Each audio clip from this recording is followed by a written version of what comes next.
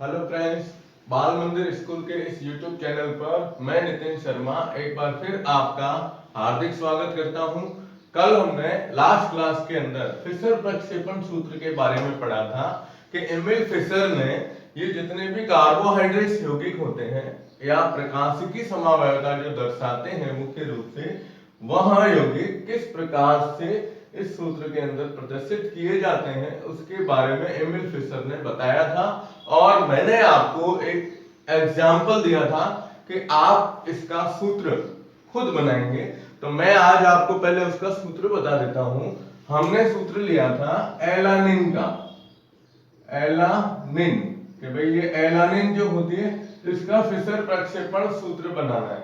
तो एलानिन एक एमिनो अम्ल है और उस एमिनो अम्ल का सूत्र अगर अपन लिखते हैं तो जनरली सूत्र जो होगा वह तो ये रहेगा कि CH इधर से एक तरफ होगा COH, इधर था CH3 और इधर क्या होता है NH2 के रूप में इसे लिखा जाता है। अब आपको इसका सूत्र लिखना है तो देखो मुख्य हाइड्रोकार्बन श्रृंखला ये है, तो एक ऊर्ध्वाधर लाइन खींच लीजिए, एक क्षैतिज लाइन खींच लीजिए। सबसे ऊपर लिख दो आप COH, ठीक है, इधर नीचे लिख दीजिए आप CH3। अब ये किरेल कार्बन है तो इसको स्टार के द्वारा दर्शा दिया, ठीक है। अब एक तरफ हाइड्रोजन एक तरफ NH2, वो आप अपने हिसाब से बता सकते हो कि जैसे मैंने यहाँ लिख दिया हाइड्रोजन और यहाँ लिख दिया NH2। तो ये एलानिन का फिशर प्रक्षेपण सूत्र कहलाता है, ठीक है। अब फिशर ने जब ये सूत्र बनाने के लिए नियम दिए थे तो इन्होंने कुछ कहा कि ये सावधानी भी हमें रखनी है कि ये किस प्रकार से प्रदर्शित किए जाते हैं। अब कैसे हैं तो इसमें सावधानियां रखनी है आपको। तो हम लेते हैं इसमें सावधानियां। सबसे पहले सावधानियों के अंदर सबसे पहला पॉइंट ये आता है, मैं आपको ये बता देता हूं, एक बार मौखिक रूप से भी बता देता हूं कि जो आप ये ऊर्ध्वाधर रेखा और क्षैतिज रेखा खींचते हैं, जो अपन ने कल बताया था कि भाई ये एक ऊर्ध्वाधर रेखा है और ये क्या है, क्षैतिज रेखा है। ये इस तरह से इसे प्रदर्शित किया जाता है, देखो यूं, है ना। अब ये इस तरह से प्रदर्शित करते हैं तो इसको कागज के ऊपर या किसी तल के ऊपर बनाया जाता है। तो ये कहते हैं कि इन रेखाओं को उठाना नहीं है, इसको आप हटा नहीं सकते कि भाई मैं यहां से इसको यूं हटा दूं, इन दोनों को अलग कर दूं, यहाँ ऐसी स्थिति नहीं होनी चाहिए। तो पहला पॉइंट इन्होंने कहा इसमें कि दोनों रेखाओं को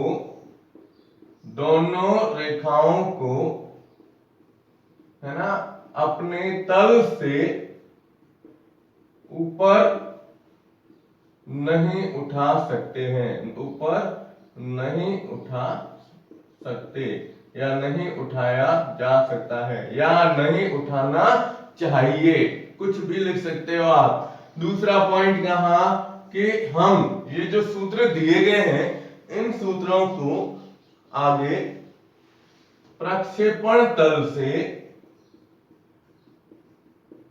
इन सूत्रों को या इन्हें 90 डिग्री या 270 डिग्री कोण पर नहीं घुमाना चाहिए, नहीं घुमाना चाहिए। क्योंकि क्या होगा कि 90 डिग्री या 270 डिग्री के कोण पर जब हम इन्हें घुमाएंगे तो घुमाने पर क्या होगा कि घुमाते हैं तो घुमाने पर इनके प्रतिबिंब रूप प्राप्त हो जाते हैं। क्या प्राप्त हो जाते हैं? प्रतिबिंब रूप प्राप्त हो जाते हैं। इसलिए इन्हें हम 90 या 270 डिग्री के कोण पर नहीं घुमा सकते।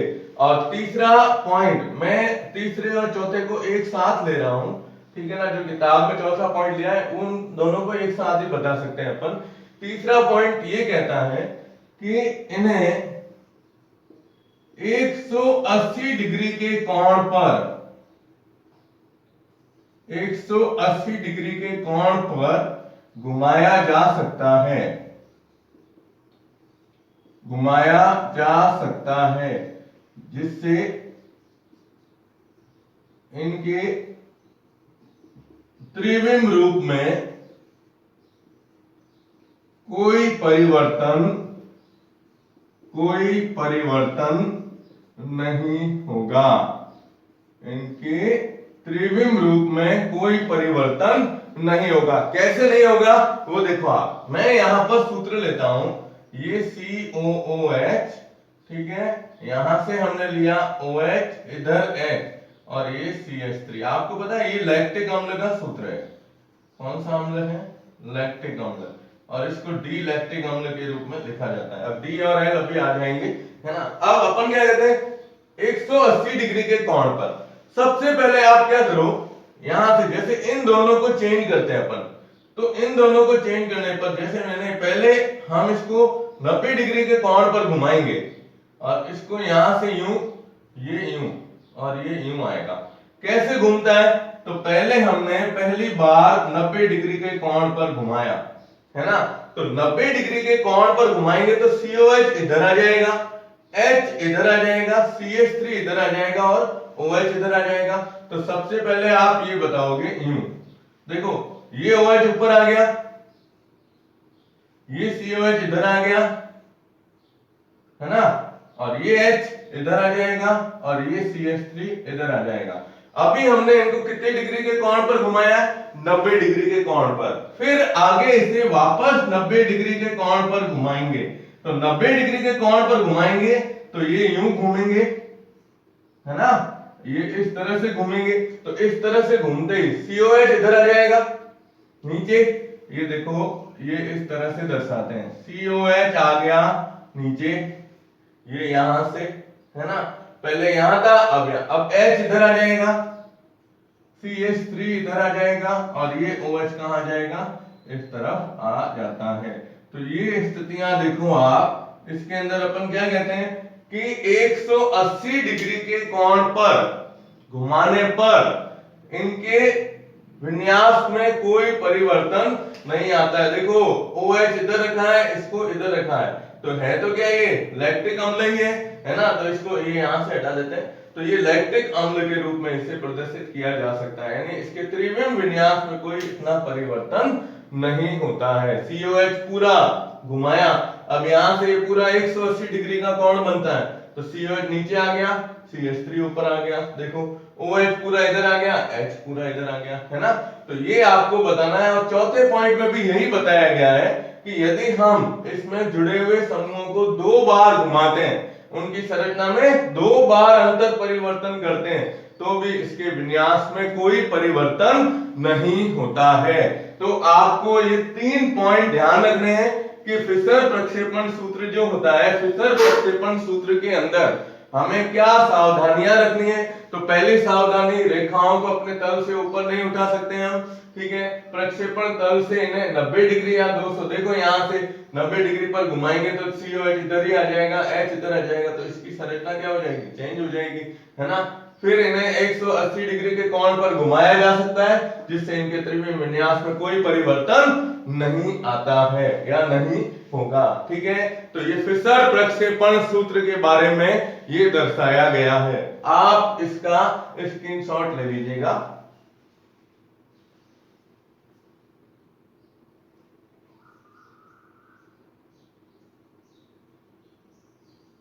चलिए अब देखो आगे आता है अपने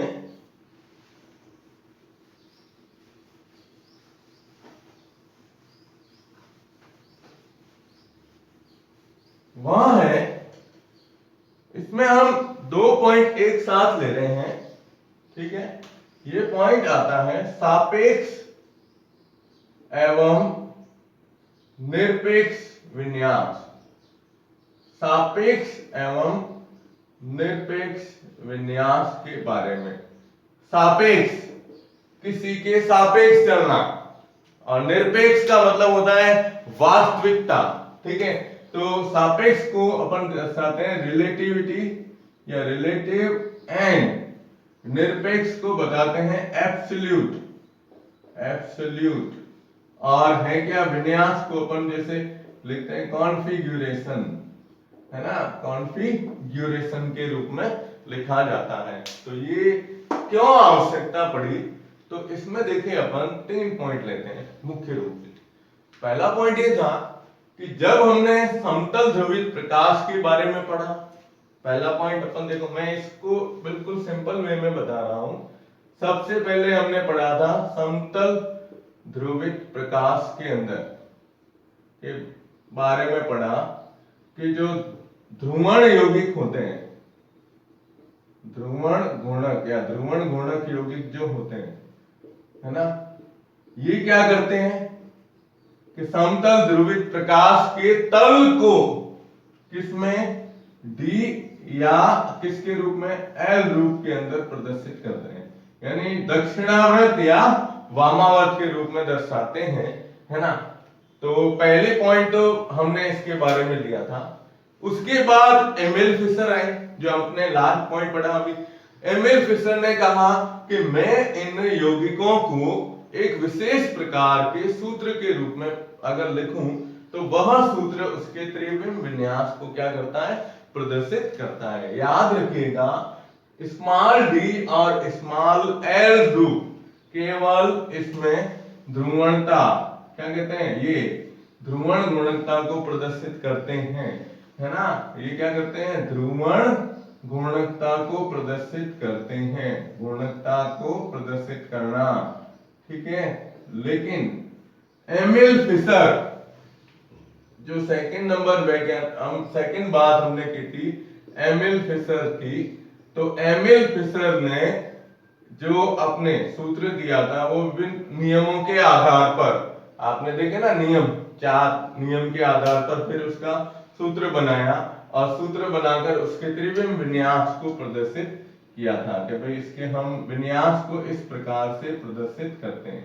अब इन दोनों चीजों से प्रभावित होकर, इन दोनों चीजों से प्रभावित होकर तीसरे वैज्ञानिक, मतलब तीसरा पॉइंट हम लेते हैं, वो है रोजेनॉफ। क्या नाम आएगा, रोजेनॉफ। रोजेनॉफ ने अपनी स्वेच्छा से, अपने हिसाब से, है ना, क्या किया, इन्होंने सबसे पहले ग्लिसरैल्डिहाइड की संरचना ली। किसकी संरचना ली, ग्लिसरैल्डिहाइड।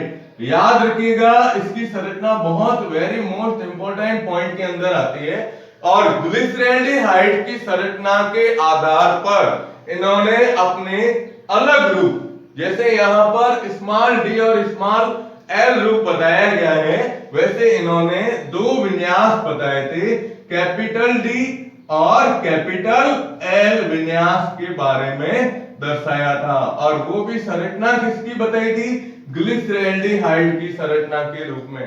याद रखिएगा, एक क्लास के अंदर जब मैं किरेलता के उदाहरण बताए थे तो उसमें ग्लिसरैल्डिहाइड का सूत्र दूसरा दिया हुआ है, और यहां पर इस जो हम ये कार्बोहाइड्रेट्स के रूप में इस विन्यास के लिए जो अपन ले रहे हैं ग्लिसरैल्डिहाइड, उसका सूत्र अलग है, ठीक है। देखो आपको क्या करना है, सबसे पहले इन्होंने कहा कि ग्लिसरैल्डिहाइड का जो सूत्र है, ये ग्लिसरैल्डिहाइड का सूत्र यूं होता है COHH और ये CH2OH, ये किरेल कार्बन है।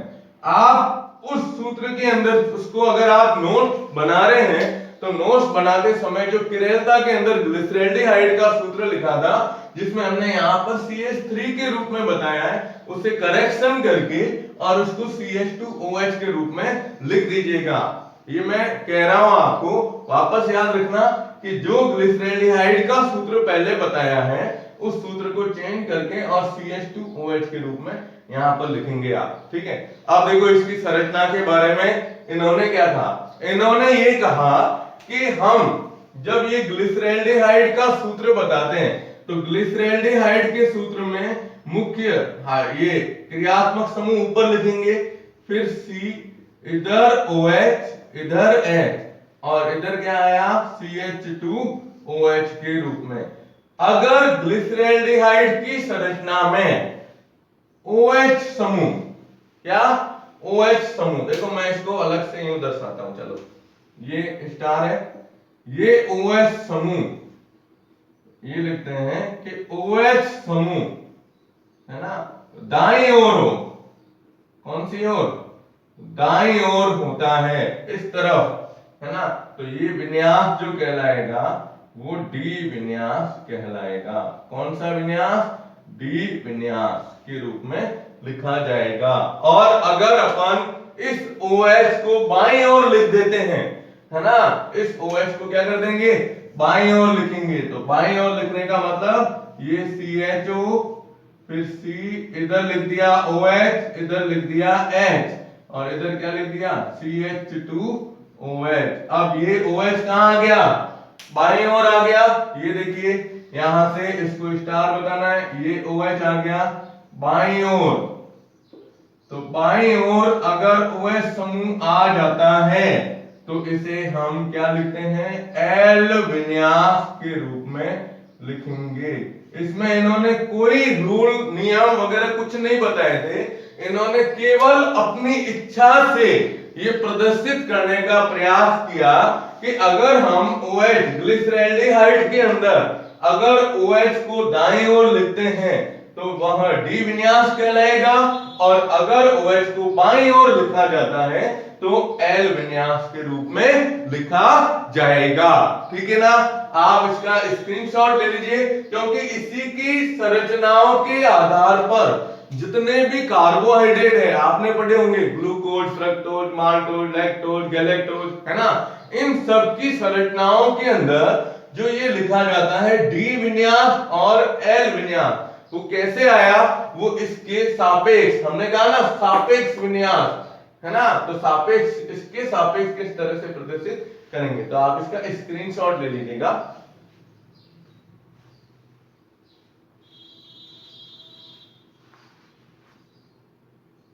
ठीक है, चलिए अब देखो, अब सबसे महत्वपूर्ण चीज आती है हमारे इसमें।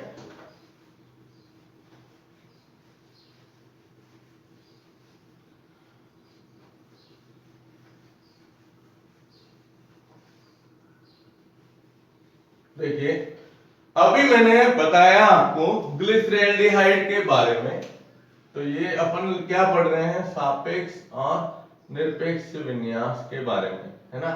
तो ग्लिसरैल्डिहाइड का मैं यहाँ पर एक छोटा सा वापस सूत्र रिपीट कर देता हूँ कि ये CHO, ये C, इधर OH, इधर है, इधर CH2OH, ठीक है, और एक ये CHO, COH, H, और ये CH2OH। ये हमने लिया था अभी डी ग्लिसरैल्डिहाइड, ग्लिसरैल्डिहाइड के रूप में, ठीक है, और इसको अपन ने लिया एल ग्लिसरैल्डिहाइड के रूप में, एल ग्लिसरैल्डिहाइड, है ना। ये बताया था OH की स्थिति के आधार पर। अब हम यहां पर कुछ, मैंने कहा ना, कुछ कार्बोहाइड्रेट जो होते हैं, कुछ कार्बोहाइड्रेट के लिए इसको यूं प्रदर्शित करेंगे अपन। ये L के अंदर अपन क्या बताते हैं? इधर OH और इधर H के रूप में दर्शाया था, है ना। देखिए कार्बोहाइड्रेट के विन्यास को कैसे दर्शाएंगे, तो मैं आपको एक उदाहरण बता रहा हूं ग्लूकोज का। ग्लूकोज की संरचना जो होती है, ग्लूकोज के विन्यास को हम किस प्रकार से प्रदर्शित करेंगे, तो इन्होंने, रोजेनॉफ ने ये भी बताया था साथ में कि जो इसके ग्लिसरैल्डिहाइड की सबसे लास्ट वाले दो कार्बन जो होते हैं, सिरे मतलब एक छोर के कार्बन, उस छोर के कार्बन पर अगर इस प्रकार का विन्यास प्राप्त होता है किसी भी कार्बोहाइड्रेट के अंदर, या किसी भी कार्बोहाइड्रेट की संरचना में अगर ये इस प्रकार के विन्यास इसमें प्राप्त होते हैं, तो उसको डी और एल के रूप में लिख सकते हैं। कैसे लिखेंगे, तो मैं आपको एक एग्जांपल बता रहा हूं इसका, वो है एग्जांपल अपन लेते हैं, जैसे ग्लूकोज का कार्बोहाइड्रेट है, तो ग्लूकोज का हम अणु सूत्र क्या लिखते हैं? C6H12O6 के रूप में लिखते हैं, ठीक है। अब ग्लूकोज में भी डी रूप होता है और एक एल रूप होता है। कैसे बनेगा, तो आप सबसे पहले ग्लूकोज का इस तरह का संरचना सूत्र लिखेंगे। तो देखो CHO, सबसे पहले एल्डिहाइड ग्रुप, ये 2 3 4 5 और 6, इसको थोड़ा ऊपर लिख देते हैं अपन, ताकि क्या है नीचे आपके इसमें लिखने में या देखने में कोई दिक्कत नहीं हो इसको, ठीक है। देखिए हम क्या करते हैं, सबसे पहले यहां से शुरू करते हैं। ये CHO एक कार्बन, ये दूसरा, तीसरा, चौथा, पांचवा और छठा। ठीक है, अब यहाँ पर लिखा जाता है OH, यहाँ H, यहाँ H, यहाँ OH, फिर H, फिर OH, फिर H, फिर OH। देखो कितने हुए, 1 2 3 4 5 और 6 नंबर पे होती है संरचना ये CH2OH के रूप में। अब ये है ग्लूकोज का सूत्र। यहां हमने कहा कि रोजेनॉफ ने बताया कि जो ग्लिसरेल्डिहाइड का ये विन्यास हमने बताया D और L, इसमें अगर किसी भी कार्बोहाइड्रेट की संरचना के अंदर अंतिम छोर के कार्बन में ये अगर विन्यास होता है इसके समान, किसके, ग्लिसरेल्डिहाइड के समान अगर विन्यास होंगे तो उनको D और L रूप में प्रदर्शित करेंगे, है ना।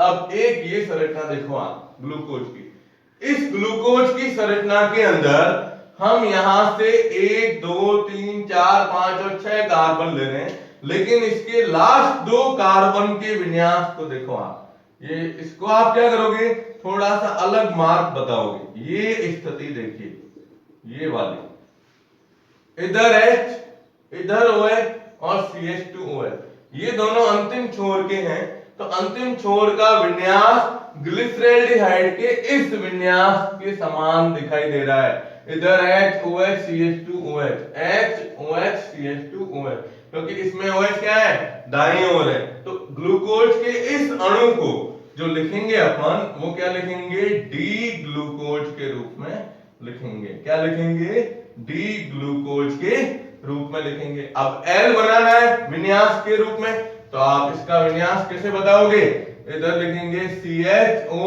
फिर 2 3 4 5, 1 2 3 4 5, और ये आ गया CH2OH। चेंज कर दो, इधर लिख दो OH, इधर लिख दो H, बाकी इसमें वही स्थिति रहेगी।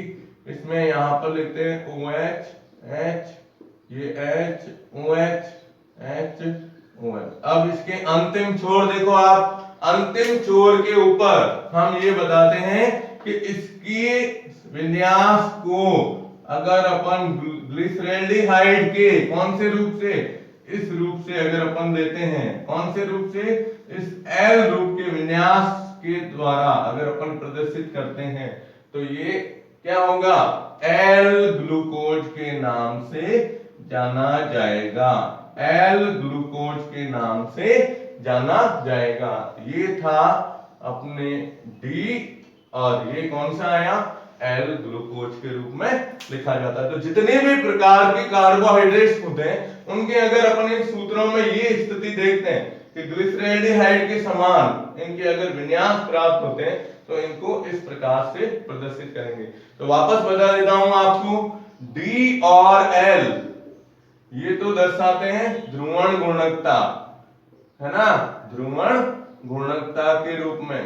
और स्मॉल के दो बाद कैपिटल D और कैपिटल L जो होते हैं, यह क्या करते हैं, इनके विन्यास को प्रदर्शित करते हैं। किसको प्रदर्शित करेंगे, विन्यास को प्रदर्शित करेंगे। तो ये सापेक्ष के रूप में लिखा जाता है। तो आप इसका स्क्रीनशॉट ले लीजिएगा।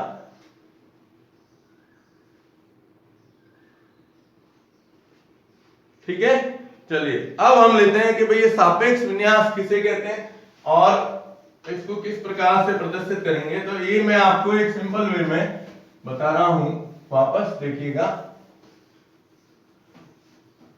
देखो, सापेक्ष विन्यास की परिभाषा में लिख रहा हूं, सापेक्ष विन्यास, ठीक है, ये एक अभिक्रिया भी इसके साथ में बता दूंगा। सापेक्ष विन्यास का मतलब होता है इसके अंदर कि जब कोई भी प्रकाशिकी समावयवी, है ना, किसी भी प्रकाशिकी समावयवी का विन्यास किसी ज्ञात विन्यास के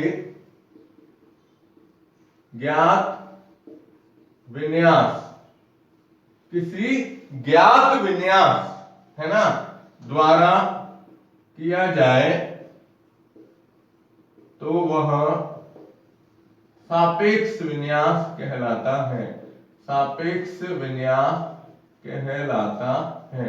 सापेक्ष विन्यास का मतलब क्या होता है, जैसे आप करते हो ना गणित के अंदर भी आपने पढ़ा होगा कि किसी के सापेक्ष अवकलन या समाकलन करना, तो उसके साथ में चलना, उसकी संरचना के आधार पर।